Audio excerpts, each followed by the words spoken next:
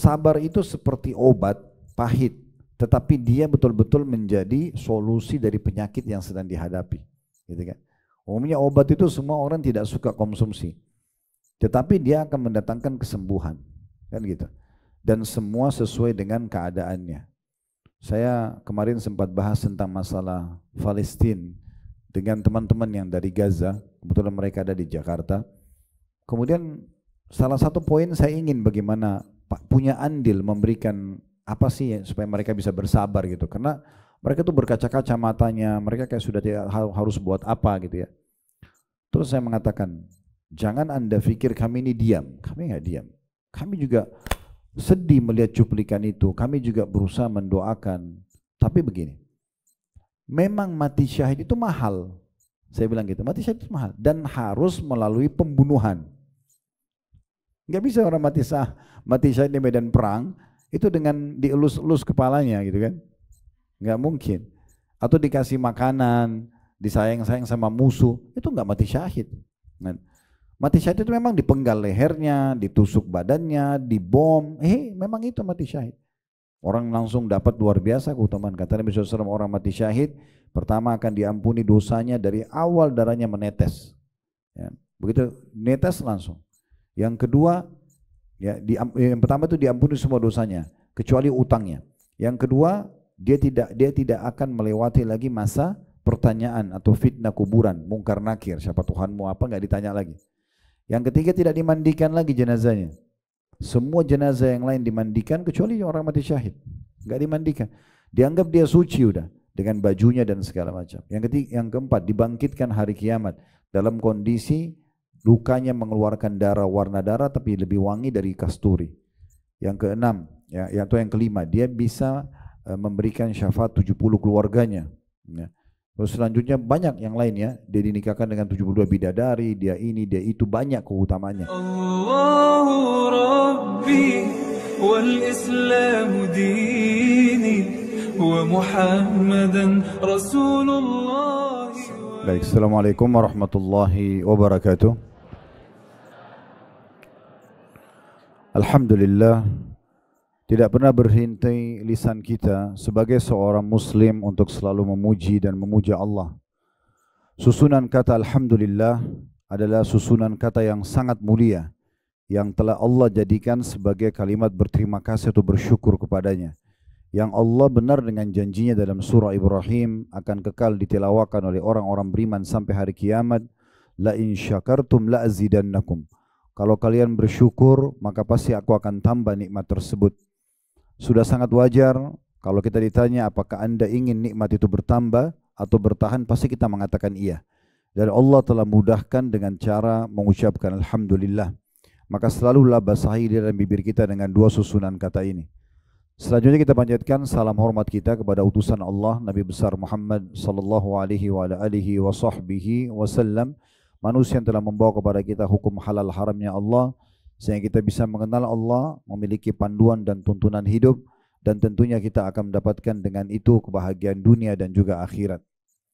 Seperti biasa, bila Allah masih mudahkan kesempatan, kita melanjutkan bedah buku kita, Keutamaan dan Buah Sabar, disertai faktor-faktor pendorong dan perusaknya dan contoh figur para penyabar.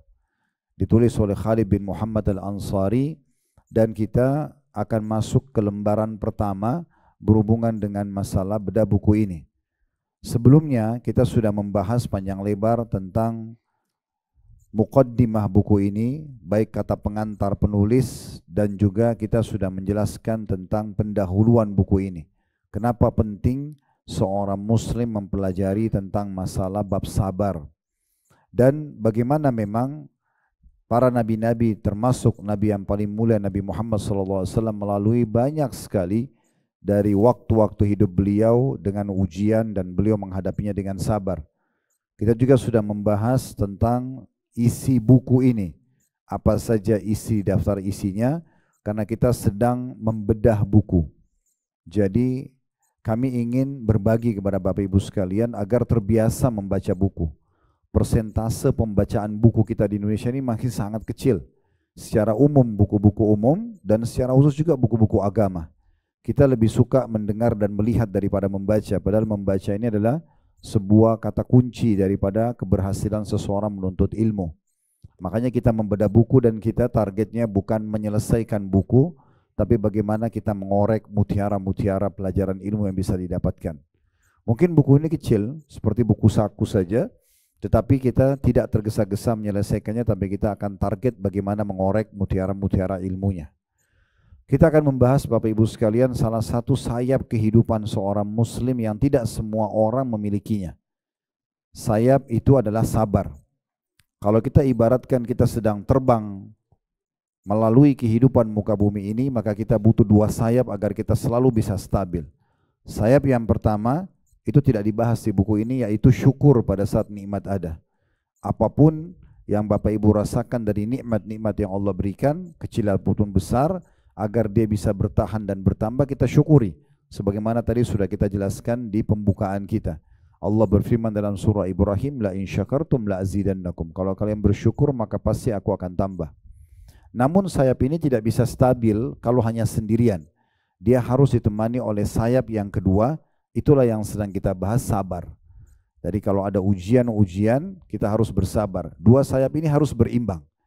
Kalau Bapak Ibu ada nikmat, bersyukur, lagi ada makanan, ada minuman, ada pekerjaan, ada pendapatan, ada kesehatan, ada keluarga, pasangan hidup, keturunan, dan seterusnya, kita bersyukur. Tapi di saat Allah datangkan ujian, kena penyakit, ditipu orang, ya, atau ada masalah-masalah yang sedang dihadapin misalnya, kemudian dia tidak bersabar, maka hidupnya tidak akan stabil. Karena dia seakan-akan tidak faham kalau ada sistem yang sudah Allah buat, memang di muka bumi ini semua berpasang-pasangan. Ada muda, ada tua, ada lapar, ada kenyang, ada hidup, ada mati, ada laki-laki, ada perempuan, ada sehat, ada sakit. Semua ini berpasang-pasangan. Kalau kita faham ini adalah sebuah sistem yang sudah Allah buat, maka sebagaimana kita lapar, kita pasti akan kenyang juga kalau makan. Sebagaimana kita sakit, kita juga akan sehat. Sebagaimana kita muda, kita juga akan tua.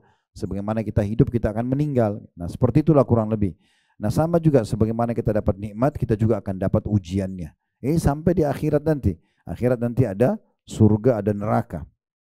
Maka semua ini berpasang-pasangan. Kalau ada juga orang sebaliknya, dia ada ujian nih, miskin, susah hidupnya, dia sabar, dia laluin. Tapi begitu Allah bukain pintu rezeki, dia malah kufur. Mirip dengan kisah Qarun dari kaumnya Nabi Musa. Biasa di Indonesia kita bilang harta karun, ya. Itu diambil dari Qarun. Allah sebutkan dalam Al-Quran, Qarun adalah dari kaumnya Nabi Musa. Dulu orang miskin, susah hidupnya, dan termasuk orang yang taat kepada Allah. Kemudian dia berkata kepada Nabi Musa alaihissalam, tolong Nabiullah, mohonlah kepada Allah agar saya dibukakan pintu rezeki. Lalu Nabi Musa doakan, dan ternyata Allah berikan dia keterampilan bisa mengelola emas, sehingga menjadi seorang ahli emas dan perhiasan, dan menjadi orang kaya raya. Sampai digambarkan dalam Al-Quran, kunci gudang emasnya saja, kuncinya saja, itu harus dipikul dengan beberapa orang laki-laki. Biasanya kita kunci kecil, tapi dia Qarun karena gudangnya sangat besar, kuncinya aja dipikul oleh beberapa orang laki-laki untuk membuka gudang itu, saking beratnya dan besarnya. Dan dia setelah diberikan nikmat malah kufur, malah tidak mau keluarin zakat, malah dia konspirasi sama Fir'aun untuk membunuh Nabi Musa alaihissalam. Sehingga akhirnya Allah benamkan dia bersama dengan seluruh hartanya. Di masa hidupnya, Fir'aun menyaksikan dan mengetahui beritanya, dan orang-orang beriman dari Bani Israel juga tahu itu, dibenamkan. Makanya biasa kita bilang kalau harta tertimbun itu harta Qarun, karena dia memang ditimbun oleh Allah Subhanahu wa taala. Sebagian Bani Israel setelah ditimbun istanahnya sama Qarunnya, mereka berusaha menggali, mau mencari di mana hartanya. Lalu Nabi Musa alaihissalam menginformasikan kalau Allah sudah menakdirkan hartanya tidak akan pernah ditemukan selamanya. Sudah Allah timbun semuanya. Semenjak itu tidak ada lagi orang yang mencari hartanya Qarun. Tapi ini contoh orang pada saat ada ujian dia bersabar, tapi begitu dibukakan pintu rezeki malah dia kufur. Malah dia kufur. Kita harusnya bersangka baik kepada Allah Subhanahu wa taala. Di saat Allah bukakan pintu rezeki yang luas dan kita bisa gunakan di atas ketaatan, berarti itu sebuah nikmat. Tapi di saat Allah berikan rezeki ternyata kita kufur kepada Allah, maka ini berarti musibah buat kita, ya. Saya pernah punya pengalaman dengan seorang teman saya, rahimahullah, beliau sudah meninggal. Orangnya sangat soleh. Setiap azan di masjid selalu beribadah kepada Allah Subhanahu wa taala, luar biasa gitu. Dari masih kami bujang dulu sampai sudah berumah tangga, sampai beliau punya anak mantu, ya, sampai meninggal, subhanallah. Saya diperlihatkan oleh Allah SWT keadaan ekonomi beliau susah sekali. Sampai kadang-kadang ada pendapatan, ada tidak, istrinya pun harus jualan makanan dan pakaian misalnya untuk membantu roda rumah tangga mereka. Saya terus bertanya-tanya, ada apa sebenarnya? Kenapa Allah belum bukain pintu rezeki orang ini? Secara teori agama, kalau orang itu beriman dan beramal soleh harusnya mendapatkan rezeki, kan gitu. Maksudnya di sini adalah punya harta yang cukup untuk dia biaya keluarganya gitu. Saya terus saja bertanya-tanya sampai satu waktu saya ada program diundang oleh satu kelompok kaum muslimin gitu di kota beliau untuk tablik akbar. Kemudian saya ke sana, dia bersama-sama dengan saya waktu mau tinggalkan kota itu ke kota yang lainnya. Kami naik mobil lewat darat gitu. Saya di situ seperti Allah kasih jawaban. Kenapa Allah belum bukain pintu harta buat teman saya ini gitu. Pas kami jalan dan kebetulan waktu itu mobil, kami rental mobil Avanza waktu itu kami sewa. Kemudian naik mobil itu menuju ke kota yang satu karena di sana ada bandaranya. Kemudian duduk di mobil itu kami ngobrol biasa saja. Tiba-tiba ada satu orang ugal-ugalan, Bapak Ibu sekalian, bawa balap-balap mobilnya. Dan saking kencangnya mobil itu sampai mobil yang kami tunggang ini goyang gitu ya. Terus saya lihat, oh ya sudahlah, ini orang begitu sifatnya, mau diapakan, tidak mungkin kita turun menegurnya segala macam. Semoga Allah kasih hidayah. Tapi saya kaget teman saya ini tiba-tiba mencaci maki orang itu. Keluar semua tutur kata yang saya belum pernah dengar semenjak saya kenal beliau gitu. Ya. Terus saya tiba-tiba kayak dapat jawaban, subhanallah, mungkin karena ini Allah belum bukain pintu hartanya. Dia baru naik mobil rental saja sama saya sudah bisa caci maki orang macam-macam gitu ya. Bagaimana kalau dia punya mobil sendiri? Mungkin Allah justru pertahankan keadaan dia demi kebaikan dia. Dengan dia tetap dalam kondisi begitu, itu imannya tidak terganggu. Nah, ada sebagian orang begitu ya. Makanya dalam sebuah hadis disebutkan, Allah berfirman kepada para malaikat yang membagi rezeki, lapangkan rezekinya hambaku si fulan, karena kalau kau lapangkan dia makin mendekatkan diri kepadaku. Dan tahan atau batasi rezekinya si fulan, karena kalau kau buka dia akan kufur kepadaku. Jadi seperti itu kurang lebih gambarannya. Nah, Bapak Ibu sekalian, kita kembali kepada sayap ini. Kita harusnya berimbang. Ada nikmat bersyukur, ada ujian bersabar. Dan ini sunnatullah, sistem. Sebagaimana kita rasa nikmat, kita juga akan rasakan ujian. Tidak akan pernah ada satu pun orang di antara kita tidak diuji. Nggak mungkin. Siapa di antara kita di sini yang tidak pernah ditipu oleh orang? Ada? Coba angkat tangan, saya mau kasih mikrofon cerita pengalaman. Saya umur 30 tahun tidak pernah ditipu orang. Ada? Hah? Ada di sini yang tidak pernah sakit? Sakit kepala misalnya, sakit gigi, keseleo. Ya. Ada orang di sini yang tidak pernah digosipin oleh orang? Hah? Ada orang di sini yang pernah diutangin orang semuanya bayar? Hah? Ada? Atau tidak dibayar? Berarti ujian itu ada kan? Dan bukan kita sendiri, semua orang diuji. Nah di saat itu kita butuh sebuah perangkat yang terbaik, itulah sabar.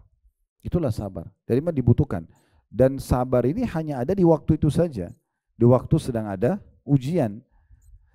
Dan sabar kita akan bahas definisinya sebentar lagi, dan bagian-bagian sabar, kita harus sabar dalam poin apa saja, itu yang akan menjadi bahasan kita pada kesempatan ini insya Allah. Tapi sabar itu kalau kita ringkaskan sebenarnya, dia bagaimana Bapak Ibu bisa menerima takdir dan keputusan Allah yang sedang ditentukan kepada kita, dan kita tetap ikhtiar mencari jalan keluar sesuai dengan syariat Allah. Jadi misalnya Bapak Ibu bangun pagi hari flu, sakit, kita sabar, jangan langsung berkeluh kesah, dan tidak perlu mencari alasan, 1001 alasan untuk menyalahkan apapun di sekitar kita. Kalau seandainya semalam saya tidak kecilin AC-nya, misalnya dari 20 sampai ke 16 derajat misalnya, maka saya tidak akan flu. Nggak bisa kita bahasakan itu karena sudah flu. Ya. Kalau semalam saya tidur pakai baju lebih tebal, mungkin saya tidak akan flu, misal, atau apalah 1001 alasan kita cari. Sekarang masalahnya sudah flu. Tugas kita ujian sedang datang, bersabar. Berarti kita terima dulu, oh Allah lagi uji saya. Kemudian ikhtiar cari jalan keluar.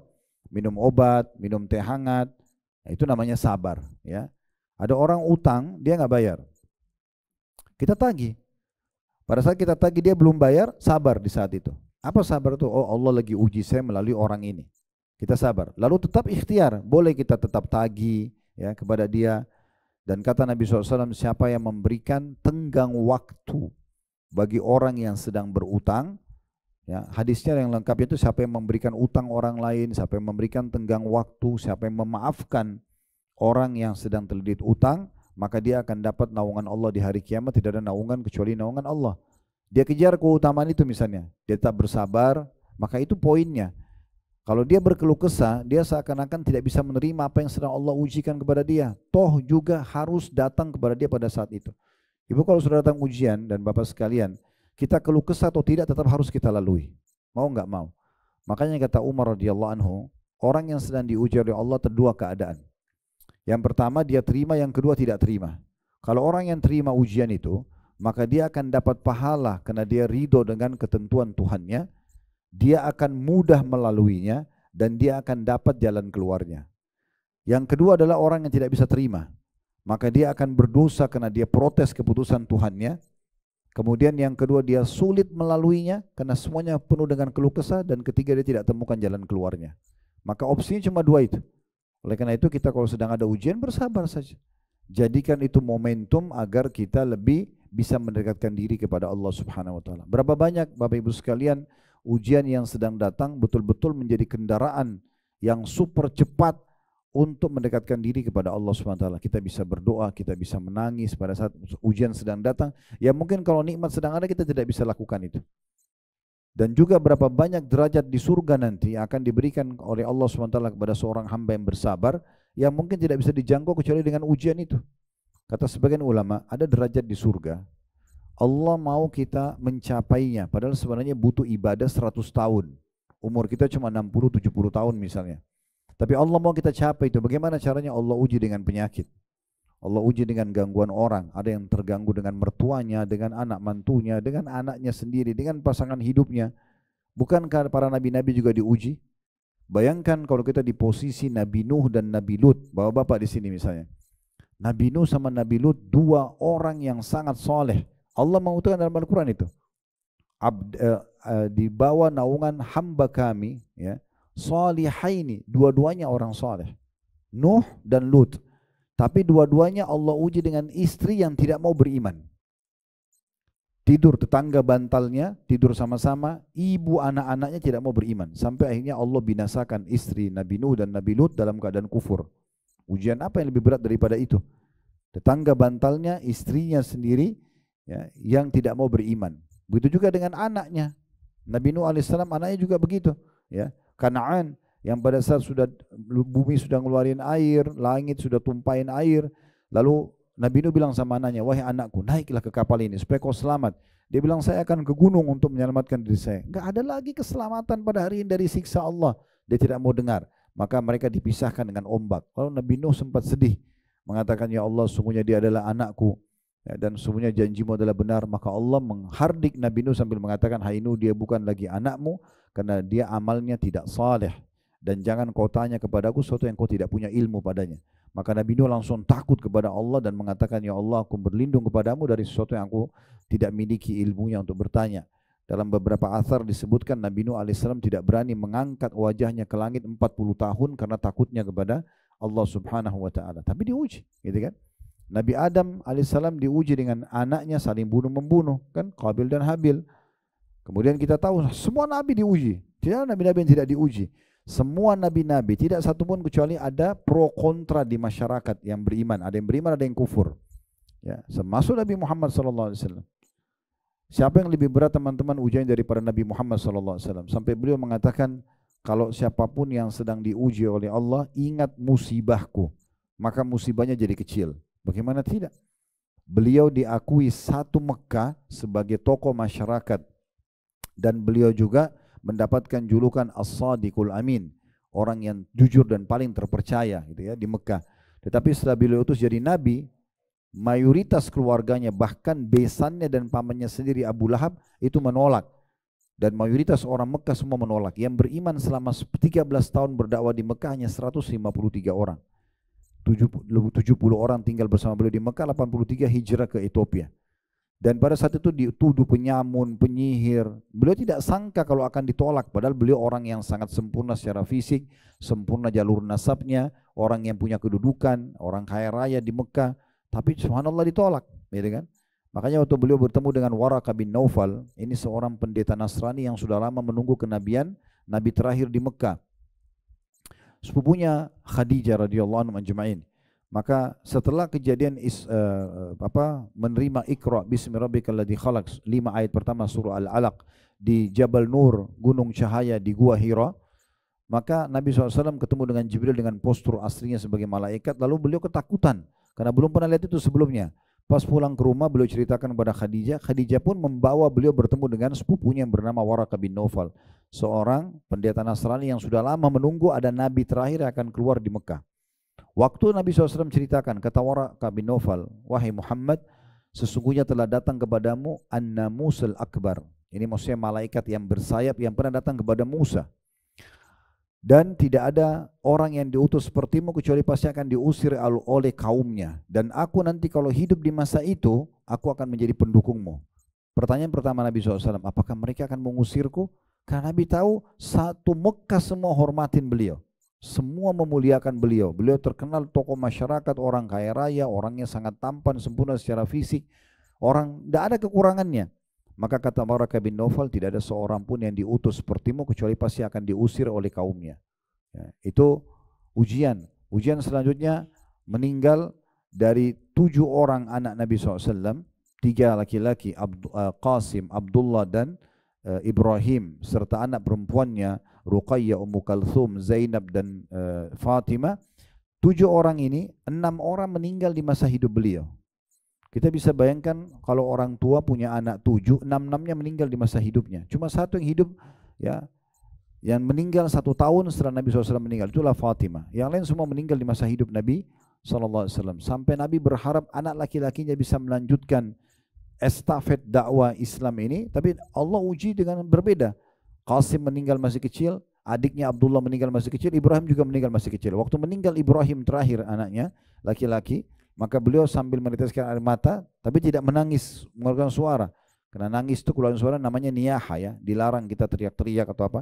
Nah, nanti dari sini air mata sambil beliau mengatakan, sesungguhnya wahai Ibrahim, kami sedih berpisah denganmu, tapi lisan kami tidak akan mengucapkan apa yang telah Tuhan kami, ya, ridhoi kepada kami. Maka meninggal di masa hidup beliau. Di Mekah beliau disiksa oleh kaumnya sampai diusir dari kampung halamannya. Kita tahu bagaimana pedihnya orang diusir dari kampung halaman. Di Madinah setelah punya kerajaan, punya pasukan, ya, sudah menjadi punya kekuatan lah, sudah menjadi pemimpin di Madinah, dinobatkan jadi raja. Masih aja orang-orang munafik, ya, menyalah-nyalahkan beliau. Setiap turun wahyu dikatakan, masa sih benar, selalu dibantah-bantah. Sampai sebelum beliau meninggal pun masih diganggu oleh orang-orang munafik, gitu kan. Jadi memang dalam kehidupan itu banyak sekali ujian. Nabi SAW juga sakit. Kalau Bapak Ibu baca sebelum meninggal, beliau demam berhari-hari. Dan saking panasnya badan beliau, itu sampai beliau minta didatangkan beberapa ember air untuk diguyurkan ke badan beliau. Ya, saking panasnya tubuhnya, gitu kan, sallallahu alaihi wasallam. Jadi banyak ujian-ujian. Di perang Uhud beliau sempat dihantam pundaknya oleh Ibnu Qami'ah, pedang dengan sangat keras, sampai beliau mengatakan saya rasakan sakitnya selama sebulan. Pelipis beliau berdarah, gigi beliau sempat pecah di perang Uhud, gitu kan. Jadi ada ujian yang datang. Dan kata Nabi SAW itu ditanya oleh seorang sahabat, siapa orang yang paling berat ujiannya? Beliau mengatakan para nabi-nabi. Lalu kemudian orang-orang yang mendekati iman para nabi-nabi. Dan orang akan diuji sesuai dengan kadar keimanannya. Kalau imannya kuat, ujiannya juga berat. Kalau imannya lemah, maka juga sesuai dengan kadar imannya, gitu kan. Dan beliau mengatakan, tetapi setiap ujian, setiap balasan akan diberikan sesuai dengan kadar besarnya ujian tersebut. Artinya makin berat ujian, maka makin besar, ya, pahala yang akan didapatkan. Di sini jangan Bapak Ibu bayangkan ujian itu berarti saya akan diuji sesuatu yang orang lain tidak diuji. Bukan begitu maksudnya. Waktu Nabi SAW lagi demam, beliau pakai selimut membungkus badannya. Kemudian ada satu sahabat yang sempat memegang selimut beliau dan panasnya itu tembus di atas selimut itu. Maka orang itu mengatakan, ya Rasulullah, Anda demam tapi belum pernah demam seperti saya belum pernah lihat ada orang sedemam ini, gitu, ya, seperti ini. Maka kata Nabi SAW, iya, kami memang diujikan 2 kali lipat apa yang diujikan untuk kalian. Jadi kalau misalnya kita itu demamnya 3 hari atau 1 minggu, Nabi itu bisa 2 kali lipat waktunya. Mungkin kalau kita suhunya 40, mungkin Nabi lebih banyak daripada itu. Ya, beliau mengatakan kami diuji 2 kali lipat. Artinya ujian yang datang lebih berat secara volume saja ya, tapi mungkin jenisnya sama, gitu kan? Jenisnya sama kayak demam, flu, tapi orang-orang beriman lebih lama ujiannya itu. Tujuannya untuk menambah pahala mereka dan juga derajat mereka di surga. Dan seperti itulah. Maka para sahabat mengatakan, ya Rasulullah, kalau Anda diuji sampai 2 kali lipat dari apa yang diujikan kepada kami, berarti Anda juga akan dapat double pahala. Kata Nabi SAW, benar. Dan ketahuilah, orang-orang yang paling berat ujiannya adalah para nabi-nabi. Baru kemudian datang orang-orang setelahnya. Nah seperti itu gambaran tentang masalah kesabaran dalam pembukaan apa yang kita ingin sampaikan. Saya akan bacakan di lembaran pertama, ditulis itu judulnya lembaran pertama, kalau yang pegang bukunya di halaman 7. Ya. Definisi sabar dan pembagiannya. Kita akan bahas 2, apa itu sabar dan juga pembagiannya. Kita harus sabar dalam hal apa saja. Sabar secara etimologi atau bahasa adalah mengendalikan dan menahan. Termasuk dalam makna ini adalah firman Allah Subhanahu wa taala dalam surah Al-Kahfi ayat 28 yang bunyinya wasbir nafsaka ma'al ladina yad'una rabbahum bil ghadati wal 'ashyi yuriduna wajha. Al-ayah. Dan bersabarlah engkau hai Muhammad bersama orang-orang yang menyeru Tuhan mereka di pagi dan senja hari dengan mengharapkan wajahnya atau yang ikhlas kepadanya. Maknanya, tahanlah dirimu bersama mereka dalam memberi pengajaran.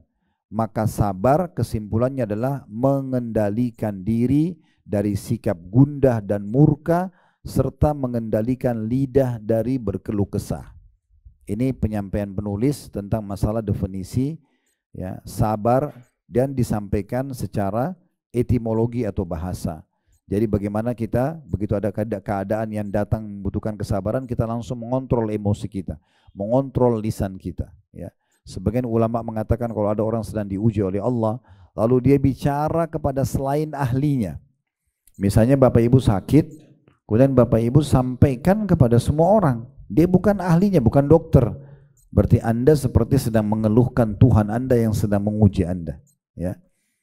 Itu juga kalau tentu kalau kita bicara dengan ahlinya tidak masalah. Ibu lagi sakit dan Bapak sekalian lalu datang sama dokter konsultasi. Ibu lagi dan Bapak lagi ada masalah agama, konsultasi pada ustadz misalnya atau ustazah, itu tidak ada masalah. Tapi bicara dengan bukan ahlinya, dia tidak paham apa-apa. Ibu dan Bapak cuma mau curhat sama dia. Berarti ini seakan-akan mengeluhkan Tuhan Allah Subhanahu wa taala yang sedang mendatangkan ujian tersebut. Maka berarti kita tidak sabar.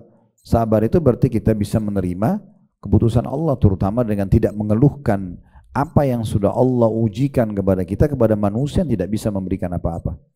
Banyak orang subhanallah membebankan orang tuanya misalnya. Setiap ada masalah cerita sama orang tuanya. Orang tuanya manusia juga. Tentu jadi beban buat mereka. Bahkan banyak anak-anak tidak sadar mereka durhaka dengan orang tuanya dengan cara menceritakan permasalahannya pada orang tuanya. Orang tuanya terus kepikiran tentang masalah tersebut. Kenapa dia nggak bersabar, terima, sambil ikhtiar cari jalan keluar. Kalau orang tuanya memang ahli di bidangnya, mereka pakar agama, bisa memberikan saran-saran atau orang yang bijaksana, oke. Tapi kalau kita cuma jadi beban buat mereka, untuk apa? Kan gitu. Ada terjadi di salah satu wilayah kota kita di Indonesia, dan saya tahu kasusnya gitu ya. Seorang anak perempuan setiap ada masalah sama suaminya selalu keluh sama orang tuanya. Jadi orang tuanya jadi beban.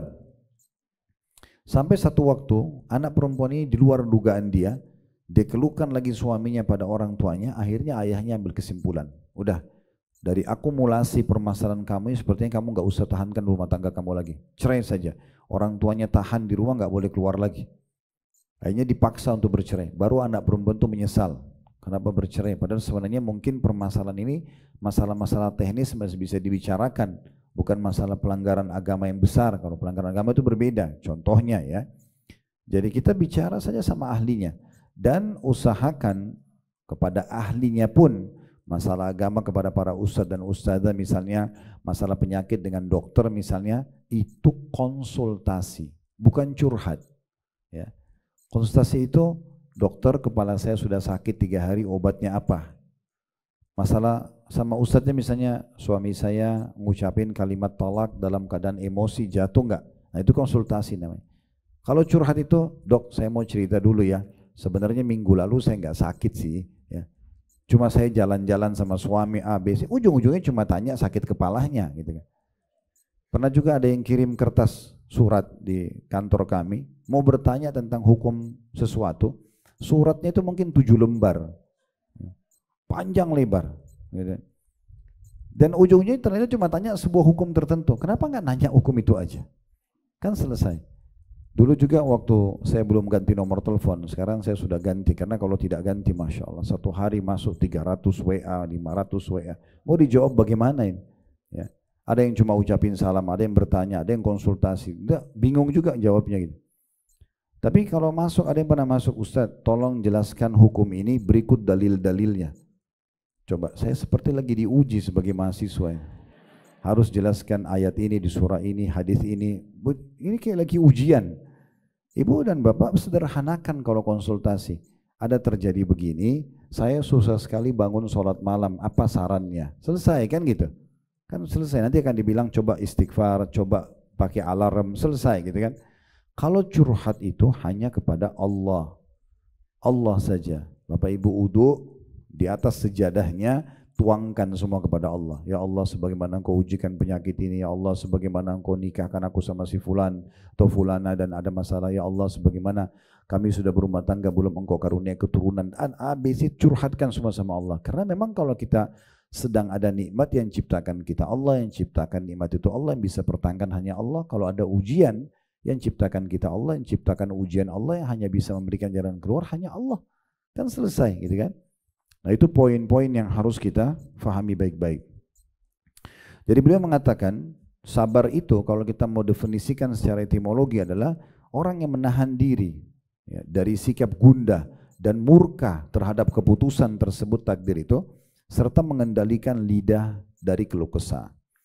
Lalu beliau mengangkat sebuah pernyataan penyair, seorang penyair mengatakan inni ra'aitu wa fil ayyami tajribah للصبر عاقبة محمودة الأثر وقل من جد في أمر يحاوله فاستصحب الصبر إلا فاز dalam kurung bidzafri atau bidzafari.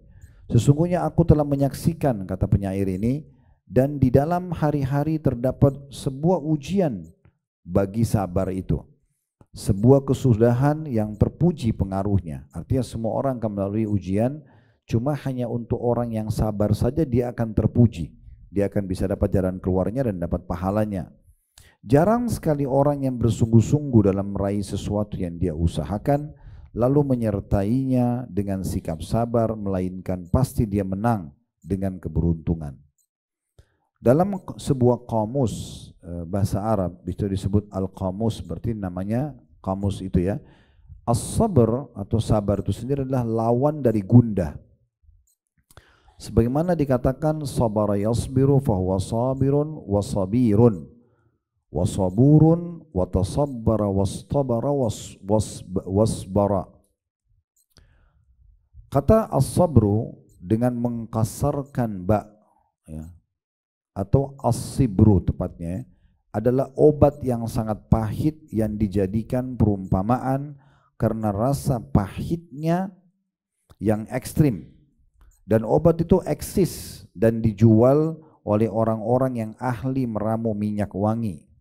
Itulah sebabnya Abu Al-Ala Al-Ma'arri berkata untuk mengisyaratkan eksistensinya dan ketiadaannya, as-sabru yujadu in ba'u lahu kusirat lakinnahu bisukunil ba'i mafkudu.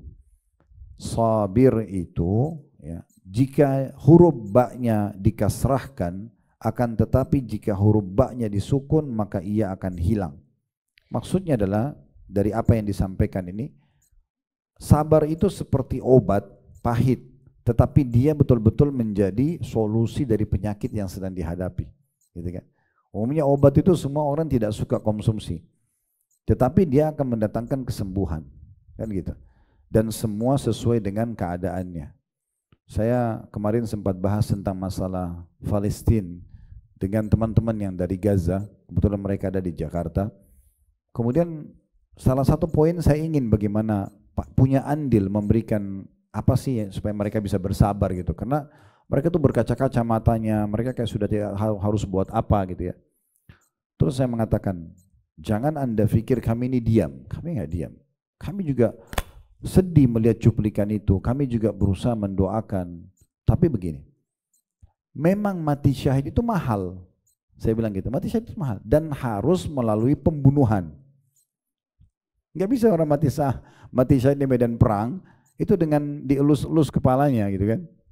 Nggak mungkin. Atau dikasih makanan, disayang-sayang sama musuh, itu nggak mati syahid. Nah, mati syahid itu memang dipenggal lehernya, ditusuk badannya, dibom, memang itu mati syahid. Orang langsung dapat luar biasa keutamaan. Kata Nabi SAW, orang mati syahid, pertama akan diampuni dosanya dari awal darahnya menetes. Ya, begitu netes langsung. Yang kedua, ya, yang pertama itu diampuni semua dosanya, kecuali utangnya.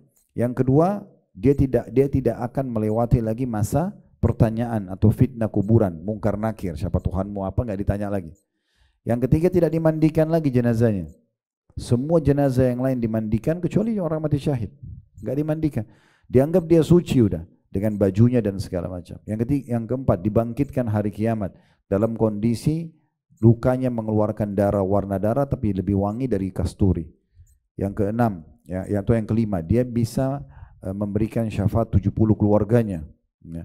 Terus selanjutnya banyak yang lain ya, dia dinikahkan dengan 72 bidadari, dia ini, dia itu, banyak keutamaannya. Intinya sebenarnya keutamaan terlalu banyak, sampai kata Nabi SAW, saya berharap untuk masuk medan perang, terbunuh, kemudian dihidupkan lagi, terbunuh lagi, dihidupkan lagi, terbunuh lagi sampai 10 kali. Artinya untuk dapat mati syahid, yang butuh sabar. Memang melalui proses itu, dibunuh sama musuh gitu kan. Tapi Nabi SAW sampaikan berita gembira kepada kita, bagi orang yang mau mati syahid itu kan. Dan semoga Allah karuniakan kita, kan toh juga kita akan mati gitu kan. Kata Nabi SAW, semua orang mati syahid tidak akan merasakan sakit kecuali seperti cubitan saja. Mau kena bom kah, mau kebakar kah, karena orang yang mati itu cuma satu yang dirasakan kan, sakaratil maut. Orang yang ditabrak kereta api kepalanya hancur, orang yang di atas pesawat meledak gak ditemukan satu potong pun badannya, orang yang tenggelam di lautan dicabik-cabik oleh ikan, sama orang mati di atas ranjang, sama aja. Mereka semua melalui satu proses, sakaratil maut, dan cuma dua keadaannya, proses pencabutan ruh. Orang beriman akan mudah, orang kafir akan susah, selesai. Jadi orang yang mati ditabrak kereta api gak lagi bilang, aduh kepala saya sakit, hancur dengan tabrak kereta api, gak ada lagi bahasa itu. Sama dengan orang ditusuk, orang dibom, teman Palestina itu dia nggak rasa lagi itu. Bahkan mereka kalau bisa berbicara dengan kita bisa review kembali kisah Nabi SAW waktu mengumpulkan jenazah syuhada Uhud. Beliau mengatakan, saudara-saudara kalian ini sekarang sedang berbicara dengan Allah. Dan Allah menyuruh mereka meminta apapun yang mereka inginkan. Dan mereka minta agar dikembalikan ke dunia agar bisa merasakan proses pembunuhan mereka itu. Karena ternyata cuma ditusuk, cuma rasa, mungkin kalau kita sekarang peluru atau apa hitungan detik, lalu semuanya diampuni dosanya, masuk surga tanpa hisab, beri syafaat keluarganya. Seperti hanya berlalu begitu saja gitu ya, ringan. Nah seperti itulah. Jadi memang sebenarnya bukan seperti yang digambarkan begitu susahnya, tinggal kita mau atau tidak melalui hal tersebut. Ya. Kemudian dikatakan juga dalam lafaz yang lain, as-sabru awwaluhu murrun madzaqatuhu lakin akhiruhu ahla minal asal. Sabar itu mulanya terasa pahit, tetapi akhirnya lebih manis daripada madu. Artinya akan diberikan balasan sebagaimana Allah berfirman, innama yuwaffas sabiruna ajrahum bighairi hisab. Orang-orang sabar itu akan diberikan balasan tanpa ada hitungan lagi. Tidak ada hitungannya. Jadi kalau sholat ada ditentukan pahalanya, haji ditentukan pahalanya, zikir dan segala macam. Kalau sabar udah nggak ada lagi hitungannya, udah langsung diberikan tanpa ada hitung-hitungan lagi dalam masalah balasan sabar tersebut. Itu kurang lebih tentang definisinya.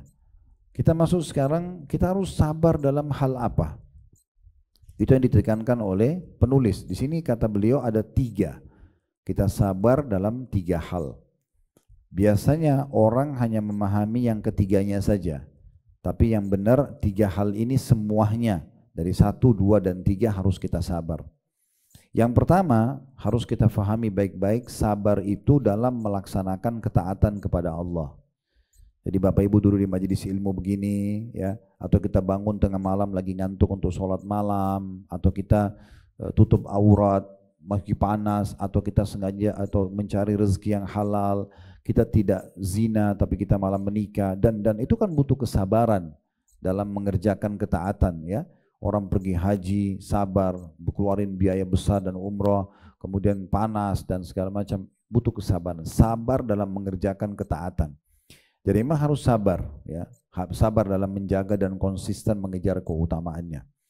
Di halaman 10 di situ kata penulis di bagian pertama sabar ini adalah sabar yang paling agung,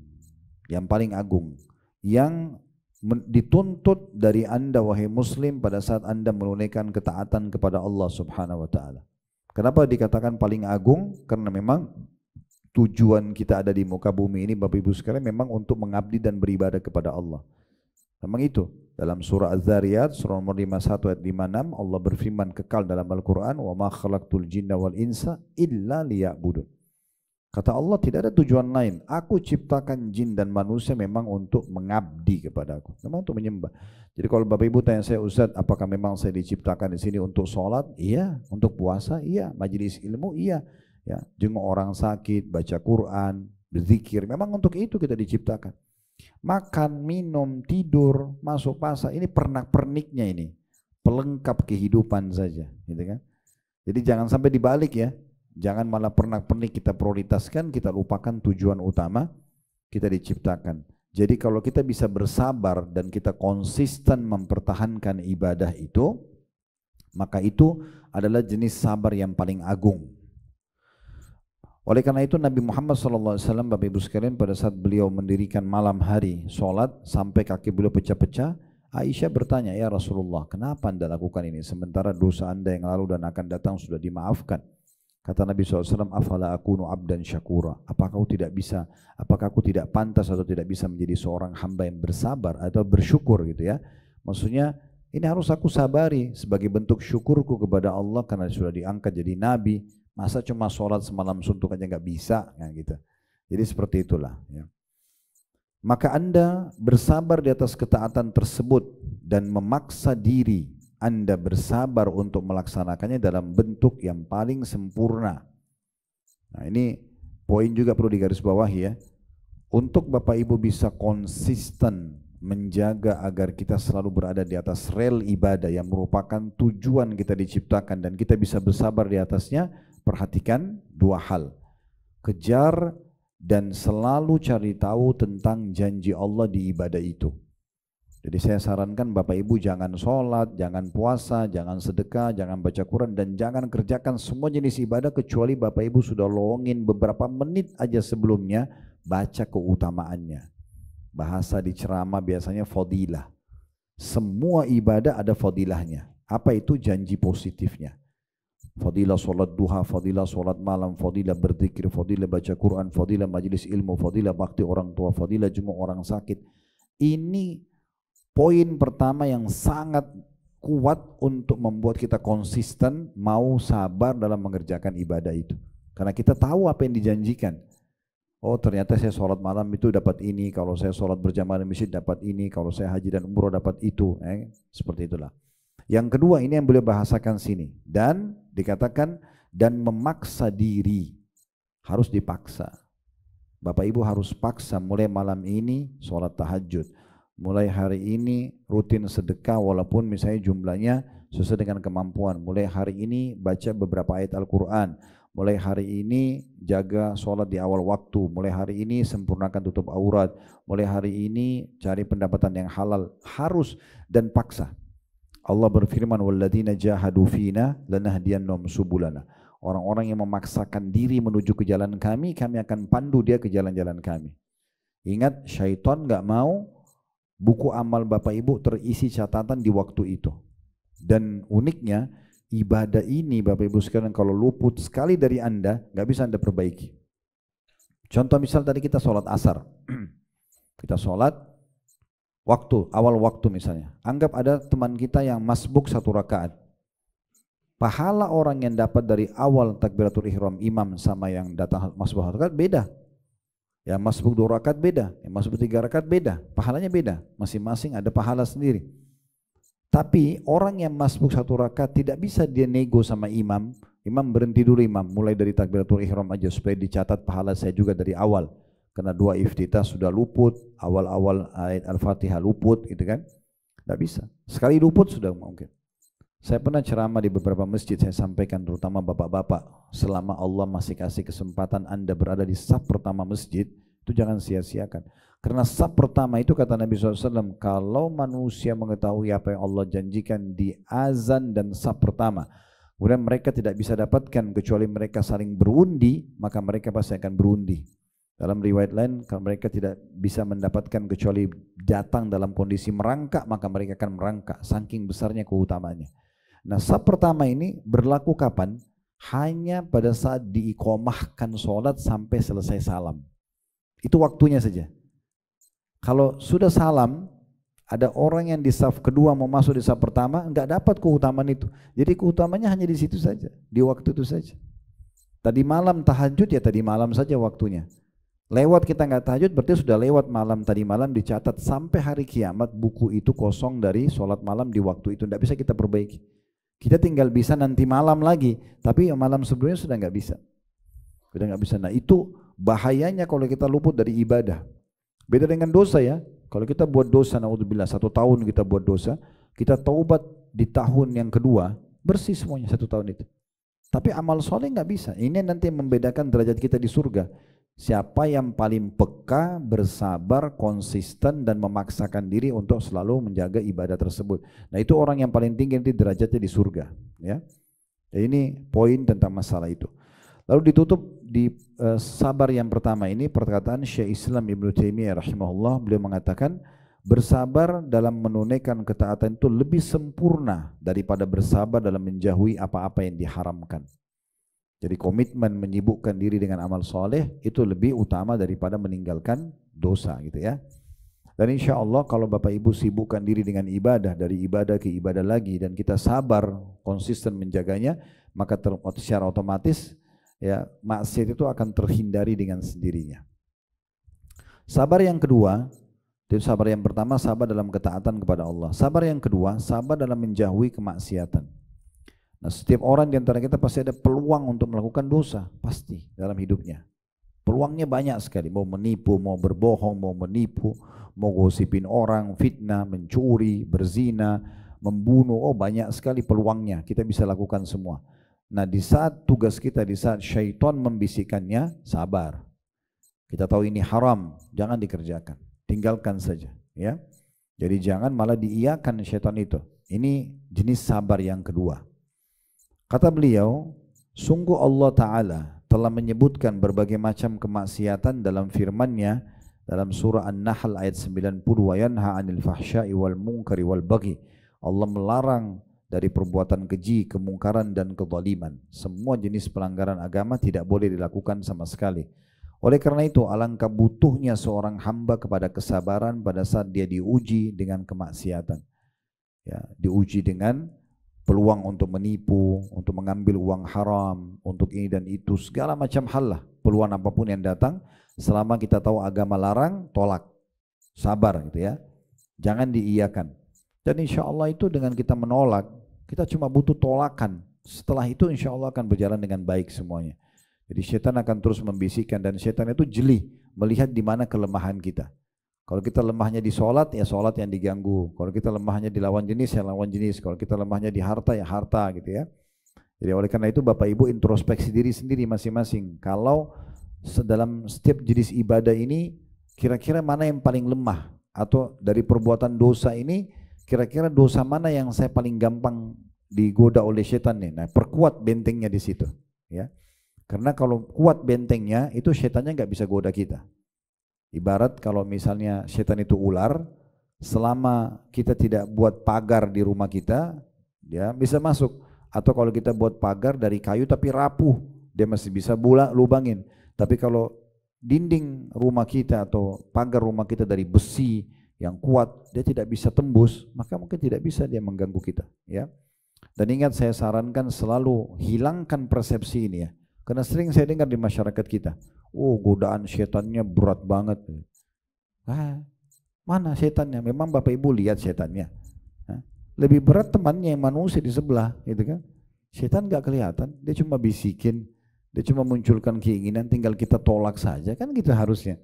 Apalagi kalau Bapak Ibu baca ta'awudz, a'udzubillahi minasyaitonirrajim, aku berlindung kepada Allah dari setan yang rajim. Rajim itu dipanah dengan bintang-bintang oleh para malaikat, sebagaimana Allah sebutkan dalam surah Al-Mulk, wa ja'alnaha rujuman lisyayatin, kami jadikan bintang-bintang itu sebagai rajam, ya, panah-panah api yang membakar setan-setan tersebut, maka akan aman. Sekali godaan baca minasyaitonirrajim, 2 kali baca, 3 kali, 4 kali sudah hilang kok godaan tersebut, ya. Kadang-kadang kita ini yang membesar-besarkan peluang buat syaitan supaya masuk ke dalam diri kita. Nah, ini termasuk juga sabar, ya, sabar terhadap kemaksiatan. Saya ulangi kata beliau, oleh karena itu alangkah butuhnya seseorang hamba kepada kesabaran pada saat dia diuji dengan kemaksiatan, atau ketika dirinya diajak oleh nafsu ammaratun bisu. Jadi ada 2 godaan dalam diri kita, ya. Ada godaan syaitan dari luar, dan ada dalam jiwa kita, diri kita ini ada potensi namanya ammaratun bisu, jiwa yang terdorong untuk buat maksiat. Itu ada potensinya Allah ciptakan, sebagaimana ada potensi untuk berbuat ketaatan. Ini sering saya sampaikan di pengajian. Kan yang sering menyesatkan manusia siapa namanya? Hah? Siapa namanya? Masa satu masjid nggak ada yang tahu? Ya, iblis, ya. Bukan syaitan lagi, pimpinannya syaitan, iblis kan. Oke. Sekarang waktu iblis disuruh sujud oleh Allah kepada Adam dan dia tidak mau, siapa yang goda iblis? Hah? Itulah ammaratun bisu itu, dorongan keburukan dalam dirinya. Nah, ini yang biasa ditunggangi oleh syaitan untuk membuat kita maksiat kepada Allah. Jadi dalam diri kita ini ada potensi buat baik, ada potensi buat buruk, ada potensi jujur, ada potensi bohong, gitu ya. Ada begitu, potensi itu ada. Allah menguji kita dengan itu. Nah, potensi yang baik ini kita selalu tunggangi untuk selalu kita semangat. Begitu ada bisikan saja untuk sholat, langsung kita segera. Nah, gitu. Bisikan untuk malas sholat itu bisikan buruk, jangan diiyakan. Nah, gitu. Nah, ini namanya ammaratun bisu. Untuk melakukan maksiat, ya, di sini saya ulangi, oleh karena itu alangkah butuhnya seorang hamba kepada kesabaran pada saat dia diuji dengan kemaksiatan atau ketika dirinya diajak oleh nafsu ammaratun bisu untuk melakukan maksiat, lalu dia bersabar dan berharap pahala di sisi Allah. Seorang penyair mengatakan, wa idza aradka baliyatan fasbir laha, azumat baliyatu mubtala la yasbiru. Bila suatu petaka menimpamu, maka bersabarlah menghadapinya. Karena satu petaka akan semakin besar bagi orang yang tertimpa dan tidak bersabar. Yang terakhir, yang ketiga, yang kita harus sabar, Bapak Ibu sekalian, adalah sabar dalam ujian harian. Nah, ini yang saya bilang tadi, kebanyakan kita mendefinisikan sabar hanya di sini, ya. Oh, kalau sakit sabar, oh kalau diganggu orang sabar, itu benar. Tapi itu bagian yang ketiga, yang paling sederhana dari cara kita atau bagaimana kita menghadapi hidup ini dengan sabar. Jadi yang pertama, yang paling berat itu justru sabar di atas ketaatan kepada Allah. Lalu sabar meninggalkan dosa, baru sabar dalam menghadapi ujian harian. Kata beliau, sabar menghadapi takdir, musibah dan cobaan pada saat Allah menentukan atas Anda dari ketetapan-ketetapan takdirnya yang dengannya dia berkeinginan untuk meringankan dosa-dosa Anda dan meninggikan derajat Anda. Jadi di sini penulis menyebutkan ujian yang datang itu dengan 2 tujuan. Yang pertama, meringankan dosa-dosa. Karena kalau Bapak Ibu sabar, ada ujian maka pembersihan dosa. Sesuai dengan hadis riwayat Muslim. Tidak ada yang menimpa seorang muslim dari capek, letih, gangguan orang, penyakit, duri yang menusuk tubuhnya kecuali jadi pembersihan dosa-dosanya. Jadi semua itu akan menjadi pembersihan dosa. Dan yang kedua, peninggian derajat. Ya, jadi ada orang-orang yang akan disampaikan derajat yang tinggi nanti di surga justru karena ujian yang datang semasa hidupnya. Ujian yang datang semasa hidupnya dan dia sabar melaluinya. Dan dalam sebuah riwayat lain kata Nabi SAW, sungguh orang-orang yang sedikit ujiannya di dunia, pada saat melihat balasan yang melimpah diberikan kepada orang yang banyak ujiannya di akhirat, berharap kembali ke dunia untuk digunting-gunting kulit mereka, supaya mereka dapat pahala yang besar seperti orang-orang yang besar ujiannya itu. Ya. Kemudian disangkat oleh beliau, ya, berkata syair juga, wallahu yatlubu minka syukra ni'matihi ma dumta fiha wa yabghi sabra fil mihani. Allah menuntutmu untuk bersyukur atau mensyukuri nikmatnya selama engkau berada pada kenikmatannya, dan dia meminta kesabaran dalam ujian-ujian yang engkau lalui. Jadi sebenarnya intinya semua orang akan diuji, maka laluilah dengan kesabaran. Dan sudah kami sebutkan tadi kata kuncinya, asal konsultasi pada ahlinya itu tidak mengganggu kesabaran. Tapi kalau Bapak Ibu keluh kesahkan kepada manusia, apalagi yang bukan ahlinya, berarti sama dengan mengeluh kesahkan Tuhan Anda. Dan seorang salafus salih, sehingga saya perkataan Umar bin Khattab, kalau bukan Umar, Ali, salah satu sahabat mengatakan, sesungguhnya sabar itu ibarat kepala di jasad manusia. Kalau tidak ada kepala, tidak ada kehidupan. Nah seperti itulah sabar harus ada dalam kehidupan setiap orang di antara kita. Allahu a'lam. Ini bahasanya insya Allah Bapak Ibu sekalian. Kalau ada yang mau bertanya silahkan, nanti ditulis di kertas diberikan kepada tim ya. Dan kedepannya kita akan baca lembaran kedua bagaimana Al-Quran menggambarkan sabar itu. Begitu juga nanti dikuatkan dengan lembaran yang ketiga bagaimana sabar digambarkan dalam sunnah an-nabawiyah. Contoh-contohnya seperti itulah. Semoga Allah SWT ikhlaskan niat kita dan menjadikan kita yang selalu istiqomah di atas agamanya sampai ajal datang nanti, di atas kesempurnaan ilmu, amal saleh, dan juga ketaatan-ketaatan serta bertobat dari dosa-dosa kita.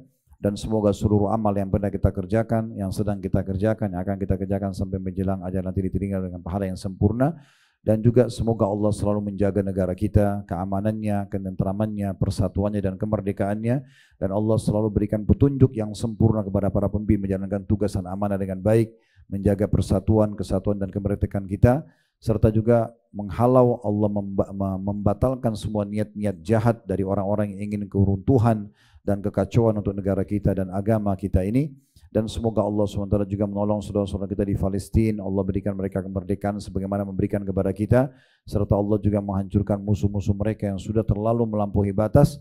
Dan semoga Allah menyatukan kita semua di surga Firdausnya tanpa hisab, mana disatukan dalam majlis ilmu yang mulia ini. Allahumma amin. Kalau ada benar dari Allah maka bisa diamalkan dan diterima. Kalau ada salah dari saya mohon dimaafkan. Subhanakallahumma bihamdika asyhadu an la ilaha illa anta astaghfiruka wa atubu ilaik. Wa sallallahu ala nabiyyina Muhammadin wa alihi wa sahbihi wasallam wa akhiru da'wana alhamdulillahi rabbil alamin.